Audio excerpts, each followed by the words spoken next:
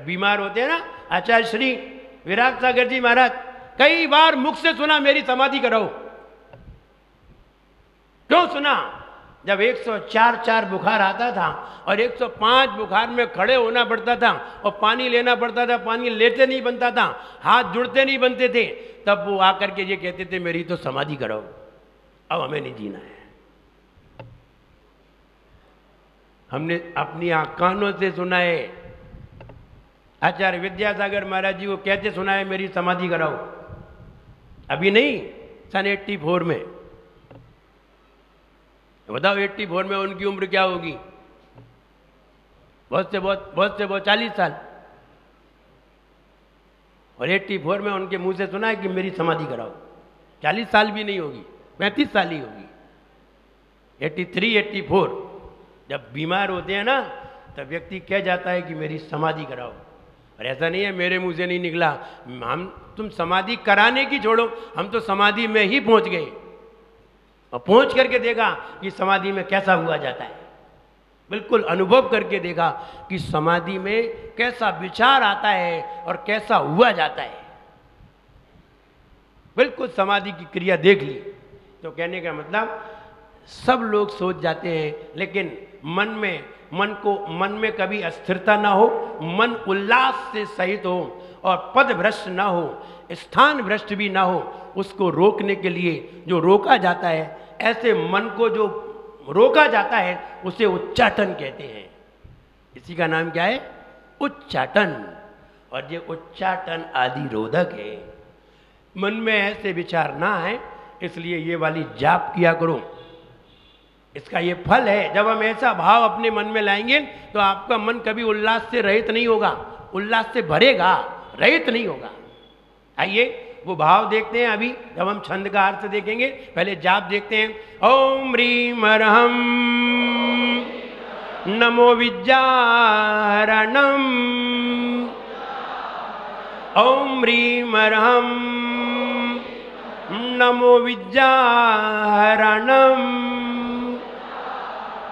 वे मुनि महाराज जिन्हें कई विद्याएं प्राप्त हैं, कई विद्याएं होती हैं जो हमें घर में मिल जाती हैं, कई विद्याएं होती हैं जो हमें पिताजी से मिल जाती हैं, कई विद्याएं होती हैं जो हमें माँ से मिलती हैं, और कई विद्याएं ऐसी होती हैं जो माता और पिता से नहीं मिलती। लेकिन जब हम तपस्या करते हैं, तप करते हैं, संयम को धारण करते हैं, तो तप से वे विद्याएं हमें प्राप्त हो जाती हैं। 3 तरह से विद्याएं प्राप्त होती हैं। नंबर 1 जाति विद्या, नंबर 2 कुल विद्या, नंबर 3 तप विद्या। जाति, कुल और तप। जाति उसे कहते हैं जब किसी माँ के पास विद्या हो, जब किसी माँ के पास विद्या हो और माँ अपनी विद्या को बच्चे को देना चाहती है। बच्चा अभी 1 साल का है और बच्चे को वो अपनी विद्या देना चाहती है, तो माँ बच्चे को जब दूध पिलाती है तो अपनी विद्या उस बच्चे को दे जाती है। और जब बच्चा बड़ा होता है तो फिर पिता उसे विद्या सिखाता है। जो भी विद्या सिखानी हो तो पिता सिखाता है। तो जो माँ से विद्या प्राप्त होती है उसे जाति विद्या कहते हैं, और जो पिता से विद्या प्राप्त होती है उसे कुल विद्या कहते हैं। और जब कोई मुनि बन करके तप करता है और फिर विद्याएं प्राप्त होती हैं, इस विद्या को तप विद्या कहते हैं। अलग अलग विद्याएं हैं, ये विद्याएं मिला करती हैं और ये विद्याएं गिफ्ट में मिला करती हैं। इनमें हमें मेहनत नहीं करना पड़ती। जैसे कि अभिमन्यु ने चक्रव्यूह को तोड़ने की विद्या गर्भ में सीख ली थी, ये जाति विद्या थी। यद्यपि सिखा तो पिता रहा था, लेकिन माँ सुन रही थी, और माँ की सुन करके बच्चा भी अंदर सुन रहा था, वो एक्सेप्ट कर रहा था, रिजर्व कर रहा था।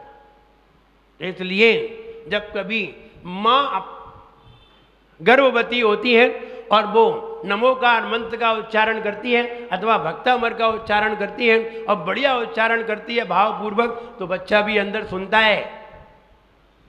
और ध्यान रहे, ये वे बच्चे होते हैं कि जरा से 4 साल के 5 साल के होते हैं, इन्हें बोलना नहीं आता है, इनके सामने जरा सा भक्तामर पढ़ा जाता है और उन्हें याद हो जाता है।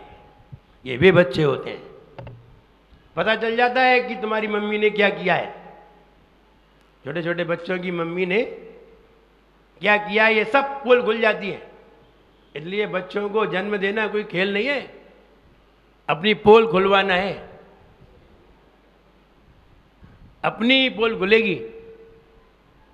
इसलिए बच्चों को जन्म देते समय सब लोग ध्यान दें। अगर आपने बढ़िया भक्तामर, बढ़िया शुद्ध पूजन किए, बढ़िया गुणगान किया है ईश्वर का, तो निश्चित है वो बच्चा जब जन्मेगा, जरा सा 8 साल के पहले ही वो लक्षण दिखाई दे जाएंगे।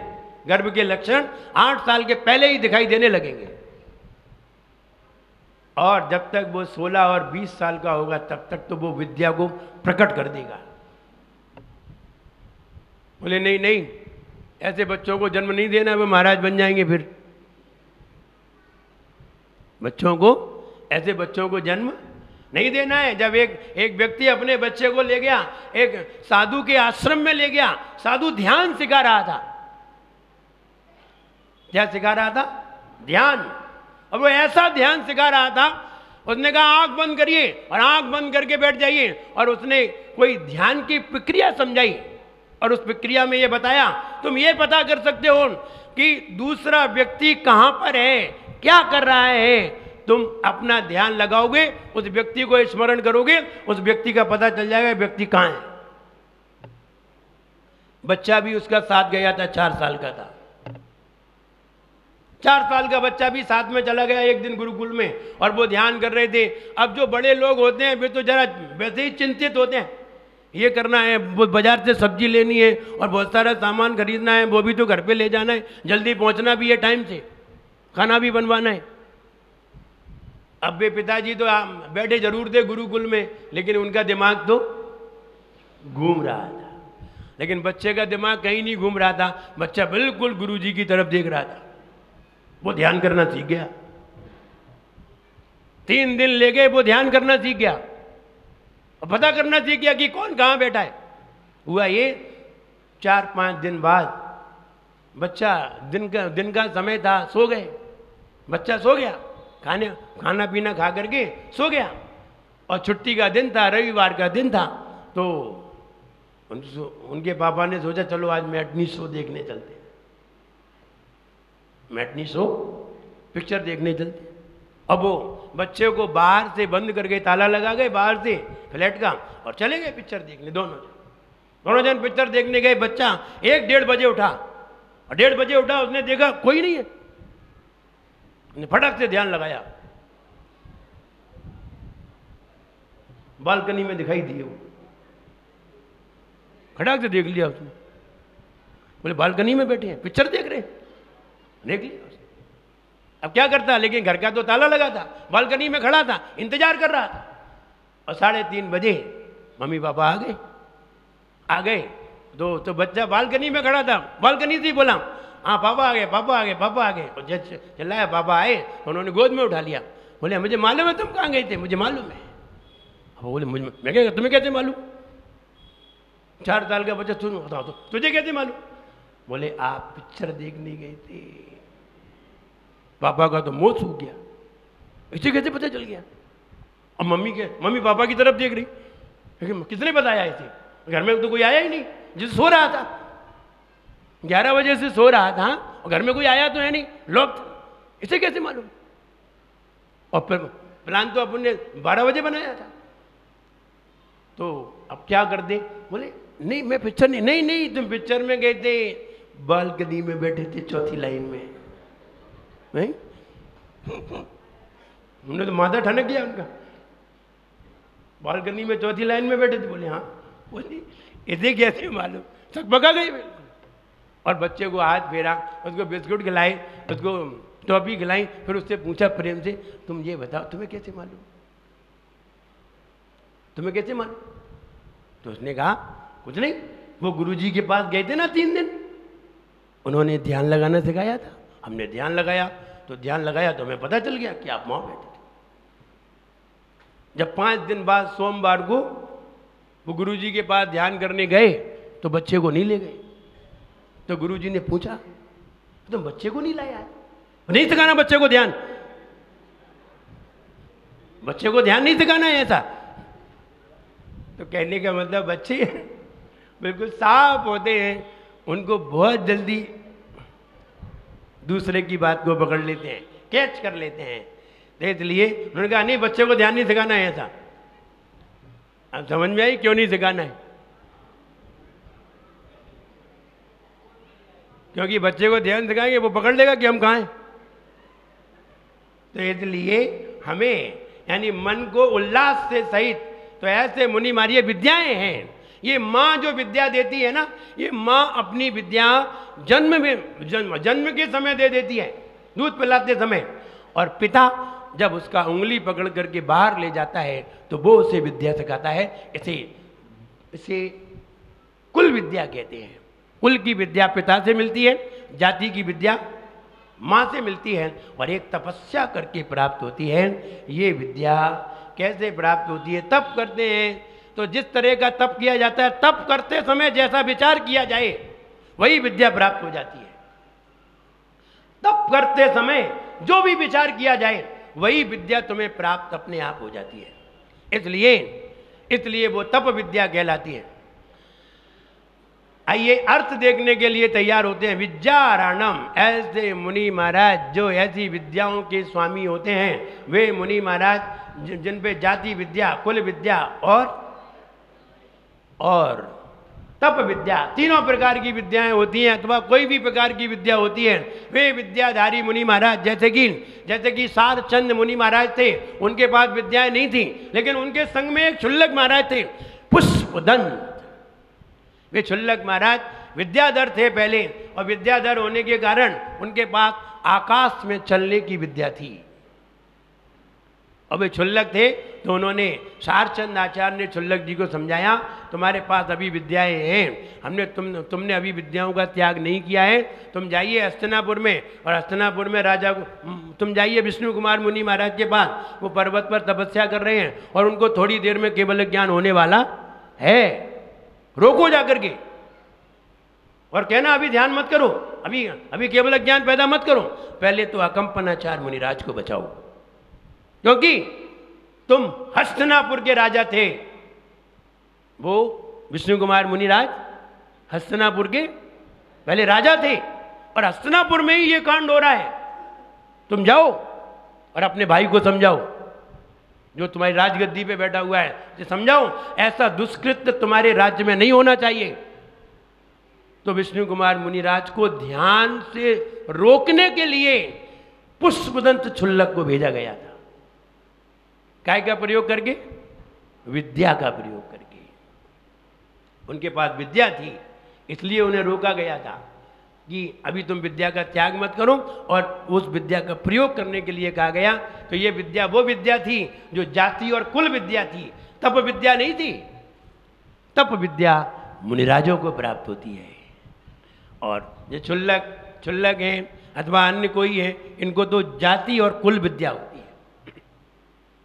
वो पहले से ही विद्याधर थे, तो विद्याधर थे, उन्हें जाने की, आकाश में गमन करने की विद्या थी, जैसे कि हनुमान जी को थी, सारे विद्याधरों को थी, रावण को थी।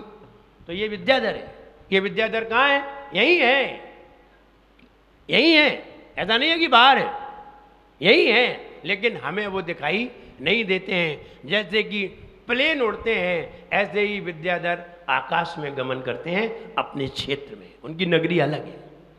तो वे मुनिराज विदेश क्षेत्र में विराजमान है, जो विद्याओं के स्वामी हैं। उन मुनिराज को मेरा मन से, वचन से, काय से प्रणाम भी।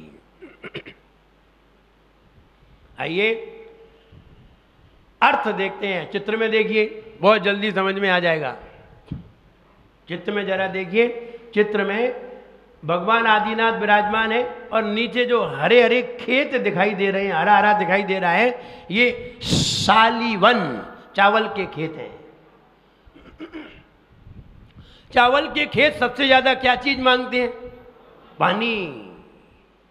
सबसे ज्यादा पानी मांगते हैं, क्योंकि वो पानी में ही डूबे रहते हैं, गन्ने की तरह। जैसे गन्ना पानी मांगता है, ऐसे ही चावल के खेत पानी मांगते हैं। तो नीचे चावल बिछे हुए, चावल के खेत, यानी चावल पक चुके हैं। अब पक चुके हैं, और देखिए सामने वो बादलों का झूम, वो भगवान के बाईं तरफ बादल से दिखाई दे रहे हैं। ये पानी जरा छिप गया है इस छंद के लिखने में, वरना पानी भी झरने जैसा नीचे आ रहा था। बाजू में देखिए इधर की तरफ सूरज बना हुआ है, उधर की तरफ क्या बना है? चंद्रमा। अलग अलग पहचान बनाई गई है। बोले सूरज की याद कब आती है? जब अंधेरा होता है। सूरज की याद कब आती है? जब अंधेरा होता है। और चांद की याद कब आती है? जब गर्मी होती है। गर्मी होती है तब चांद आता है तो शीतलता प्रदान करता है। चांद भी प्रकाश करता है, लेकिन चांद दिन में प्रकाश करता है कि रात्रि में? रात्रि में। और सूरज दिन में। दोनों के अलग अलग प्रकाश करने के तरीके हैं। चांद रात्रि में और सूरज दिन में। रात्रि में चांद आता है या चांद के आने से रात्रि होती है?